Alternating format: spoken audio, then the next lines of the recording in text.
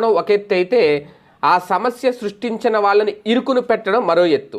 ఆ ఎత్తులు వ్యూహాలు వేసేవాడే రాజకీయ నాయకుడు. ఇప్పుడు పేర్ని నానిలో ఆ లక్షణాలు చాలా స్పష్టంగా కనిపిస్తున్నాయి. ఒక రకంగా ఆయనకి ఒక అతిపెద్ద ఎదురు దెబ్బ, ఒక భారీ సమస్య ఆయన వాకిట్లోకి వచ్చి నిలబడింది. ఆయన కుటుంబం మొత్తం సతమతం అవుతున్నారు. అయితే అలాగని చెప్పి ఆయన ఎక్కడ డేలా పడిపోవట్లేదు, కృంగిపోవట్లేదు, కృషించిపోవట్లేదు. అలాగ సమస్య తెచ్చిన వాళ్ళని ఇరకాటంలో పెట్టేలాగా ఆయన మాట్లాడుతున్నారు. ఒక రకంగా పేర్ని నాని వ్యాఖ్యలు చాలా ఇంట్రెస్టింగ్గా ఉంటాయి.